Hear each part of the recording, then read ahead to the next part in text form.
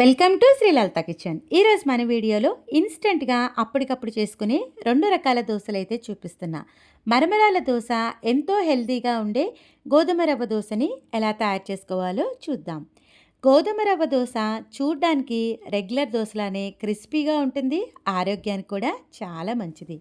గోధుమ రవ్వ అంటే ఉప్మా చేసుకుంటాము, కిచిడి చేసుకుంటాము. మీరెప్పుడైనా దోశని చేశారా? చెయ్యండి. చాలా క్రిస్పీగా ఉండి తినే కొద్దీ తినాలి అనిపిస్తుంది. ఇప్పుడైతే ఈ దోశని ఎలా ప్రిపేర్ చేసుకోవాలో చూద్దాం. గోధుమ రవ్వ దోశ తయారు చేసుకోవడానికి నేనైతే ఇక్కడ 2 గ్లాసుల దాకా గోధుమ రవ్వ తీసుకుంటున్నా. ఏ గ్లాస్తో అయితే గోధుమ రవ్వ తీసుకుంటారో అదే గ్లాస్ తోటి 1 గ్లాస్ దాకా మినపగుళ్ళను కూడా తీసుకోండి. అదే గ్లాస్ తోటి పావు గ్లాస్ దాకా శనగపప్పును కూడా తీసుకోవాలి. 1 టీ స్పూన్ దాకా మెంతులు కూడా వేసుకొని శుభ్రంగా వాటర్ వేసి కడిగిన తర్వాత ఫ్రెష్గా వాటర్ యాడ్ చేసి ఈ రవ్వని ఒక 5 లేదా 6 గంటల పాటు నానబెట్టేసేయండి. మూత పెట్టేసి నేనైతే ఒక 6 అవర్స్ వదిలేసా. 6 అవర్స్ తర్వాత మూత తీసి చూద్దాము. చూశారు కదా, రవ్వ అనేది చక్కగా నానిపోయింది. నానిన రవ్వని మిక్సీ జార్లోకి యాడ్ చేసుకోండి. ఈ దోశని గ్రైండ్ చేయడానికి రవ్వ ఈజీగానే నానిపోయింది కాబట్టి గ్రైండ్ అయిపోతుంది కాబట్టి ఎక్కువ వాటర్ అవసరం లేదండి. కొద్దిగా వాటర్ యాడ్ చేసుకుని మూత పెట్టేసి చక్కగా గ్రైండ్ చేసుకుంటే దోశ బ్యాటర్ అనేది రెడీ అయిపోతుంది. చూశారు కదా, ఇలా చక్కగా ఫైన్గా పేస్ట్ అవ్వాలి. దీన్ని ఒక బౌల్లోకి తీసేసుకోండి. ఇప్పుడు అదే మిక్సీ జార్లోకి మిగిలిన రవ్వని పప్పుని కూడా యాడ్ చేసి మరికొద్దిగా వాటర్ యాడ్ చేసి దోశ పిండిని అయితే గ్రైండ్ చేసుకోవాలి. ఇలా గ్రైండ్ చేసుకున్న పిండిని మూత పెట్టేసి ఓవర్ నైట్ వదిలేసేయండి. పిండి చూశారు కదా, ఓవర్ నైట్ వదిలేసేటప్పటికి మార్నింగ్ చక్కగా నానిపోయింది. ఒక్కసారి గరిటెతో బాగా కలిపేసేయండి. కలిపిన తర్వాత టేస్ట్కి సరిపడా సాల్ట్ని కూడా యాడ్ చేసుకోవాలి. సాల్ట్ అంతా కూడా పిండిలో బాగా కలిసేలాగా కలిపేసుకోండి. పిండి అయితే మనకి కాస్త థిక్గా ఉంది కదా, మరికొద్దిగా వాటర్ యాడ్ చేసుకొని దోశ పిండిని అయితే కలిపేసుకోండి. దోశ వేసుకోవడానికి ప్యాన్ హీట్ చేసుకోండి. హీట్ అయిన తర్వాత కొద్దిగా వాటర్ని స్ప్రింకిల్ చేసి టిష్యూ పేపర్ తోటి ఈ విధంగా ప్యాన్ హీట్ని అయితే తగ్గించండి. ఆయిల్ గ్రీస్ చేసుకుని పక్కన పెట్టుకున్న దోశ బ్యాటర్ తోటి దోశ అనేది వేసేసుకోండి.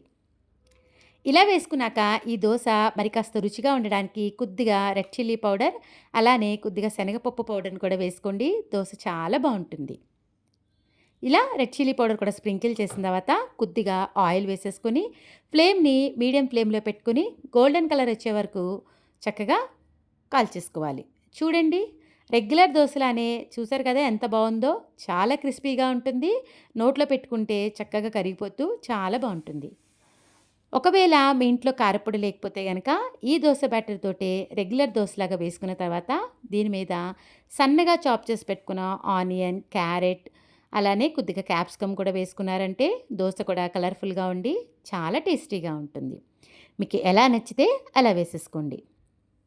చూశారు కదా, గోధుమ రవ్వతో దోశ తయారు చేయడం ఇంత ఈజీ అనిపించిందా? వీడియో నచ్చిందా? అయితే ఒక్క లైక్ ఇవ్వండి. మీరిచ్చే లైక్ వల్ల మన వీడియో ఇలాంటి మరికొంతమందికి అయితే రికమెండ్ అవుతుంది. ఇంకెందుకు ఆలస్యం, ఆరోగ్యానికి ఆరోగ్యం, రుచికి రుచిగా ఉండే ఎంతో టేస్టీగా ఉండే గోధుమ రవ్వతో దోశని మీరు కూడా నేను చూపించిన ఈ టిప్స్ ఫాలో అవుతూ చేయండి. చేసిన తర్వాత ఎలా వచ్చిందనేది మీ అమూల్యమైన ఫీడ్బ్యాక్ని మటుకు నా కామెంట్ సెక్షన్లో తెలియజేయడం అయితే మర్చిపోవద్దు. మీ అందరికీ నా వీడియో నచ్చిందనే అనుకుంటున్నా. అప్పటికప్పుడు ఈజీగా చేసుకునే మరమరాల దోశ ఎలా తయారు చేసుకోవాలో చూద్దాం. ఇంట్లో దోశ పిండి కానీ ఇడ్లీ పిండి కానీ అయిపోయినప్పుడు ఏం చేయాలని ఆలోచిస్తున్నారా? అయితే ఎంతో టేస్టీగా ఉండే మరమరాల దోశనైతే తయారు చేసుకోండి. ఈ దోశ పైన కొద్దిగా కారపొడి జల్లుకోండి, చాలా బాగుంటుంది. ఈ పల్లీల కారపొడిని ఎలా చేయాలనేది ప్రీవియస్గా వీడియో అయితే చేశాను. ఇంట్రెస్ట్ ఉన్న వాళ్ళు డిస్క్రిప్షన్ చెక్ చేయండి. మన ఛానల్లో స్ట్రీట్ స్టైల్ పన్నీర్ దోశ కూడా ఉంది. ఇంట్రెస్ట్ ఉన్న వాళ్ళు డిస్క్రిప్షన్ చెక్ చేయండి. మరమరాల దోశ యాడ్ చేసుకోవడానికి 4 కప్పుల దాకా మరమరాలు అయితే తీసుకుంటున్నా. మిక్సీ జార్లోకి ఈ మరమరాలన్నీ కూడా యాడ్ చేసుకోండి. ఇలా వేసుకున్న తర్వాత మూత పెట్టేసి ఫైన్గా పౌడర్ చేసుకోవాలి.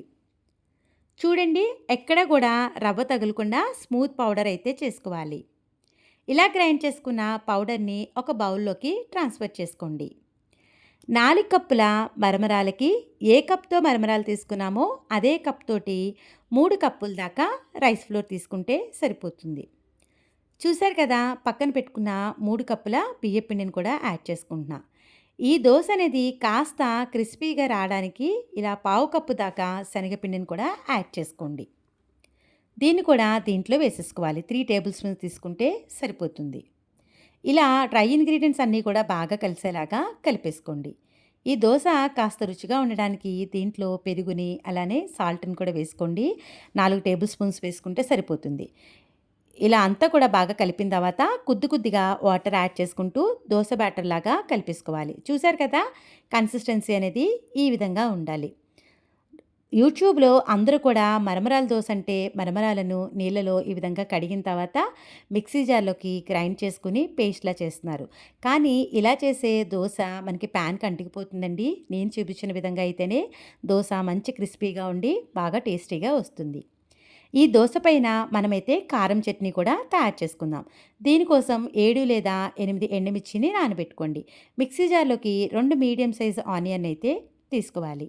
ముందుగానే నానబెట్టుకున్న ఎండుమిర్చిని కూడా యాడ్ చేసేసుకోండి. 7 లేదా 8 వెల్లుల్లిపాయలు కూడా యాడ్ చేసుకోండి. కొద్దిగా సాల్టు, అలానే జీలకర్ర కూడా యాడ్ చేసుకొని మూత పెట్టేసి గ్రైండ్ చేసుకుంటే చాలా టేస్టీగా ఉండే కారపు చట్నీ అయితే రెడీ అయిపోయింది. దోస బ్యాటర్ రెడీ అయిపోయింది. కారం చట్నీ రెడీ అయిపోయింది కదా! దోసనైతే వేసుకుందాం. పాన్ పెట్టి హీట్ అయిన తర్వాత కొద్దిగా ఆయిల్ గ్రీస్ చేసుకొని పక్కన పెట్టుకున్న దోస బ్యాటర్ తోటి చక్కగా ఈ విధంగా దోసనైతే వేసేసుకోండి. ఇలా దోస వేసిన తర్వాత మనం ఆల్రెడీ గ్రైండ్ చేసి పెట్టుకున్న కారపు చట్నీని స్పూన్ తోటి దోస అంతా కూడా ఈవెన్‌గా స్ప్రెడ్ అయ్యేలాగా స్ప్రెడ్ చేసేసుకోవాలి. ఇలా మొత్తం దోస పైన ఈ కారపు చట్నీ కూడా అంతా వేసుకున్న తర్వాత ఇది మరి కాస్త రుచిగా ఉండడానికి దీనిపైన నేనైతే గనక కొంచెం పల్లీల కారప్పొడిని కూడా జల్లుకుంటున్నా. ఈ పల్లీల కారప్పొడి అయితే వీడియో ఉంది చూడండి, చాలా బావుంటుంది. కొద్దిగా ఆయిల్‌ని స్ప్రింకిల్ చేసి ఫ్లేమ్‌ని మీడియం ఫ్లేమ్‌లో పెట్టుకొని 10 నిమిషాల పాటు లో టు మీడియం ఫ్లేమ్‌లో కుక్ చేసుకుంటే ఎంతో టేస్టీగా, హెల్తీగా ఉండే పిల్లలు గానీ, పెద్దలు గానీ ఇష్టంగా తినే మరమరాల కారపు దోస అయితే రెడీ అయిపోయింది. ఒకవేళ మీకు ఎరుపు చట్నీ చేసుకునేంత టైం లేకపోతే గనక రెగ్యులర్ దోసలాగే వేసుకొని కొద్దిగా కారం స్ప్రింకిల్ చేసుకున్నా కూడా సరిపోతుంది. చూశారు కదా! ఎంతో టేస్టీగా ఉండే మరమరాల దోస అయితే రెడీ అయిపోయింది కదా! మీరు కూడా ఆరోగ్యానికి ఎంతో రుచికరంగా ఉండే ఈ మరమరాల దోసని ట్రై చేసి ఎలా వచ్చిందనేది మీ అమూల్యమైన ఫీడ్‌బ్యాక్‌ని నా కామెంట్ సెక్షన్‌లో తెలియజేయండి. మీ అందరికీ నా వీడియో నచ్చిందనే అనుకుంటున్నా. Thanks for watching my video. Please like, comment, share, subscribe my channel.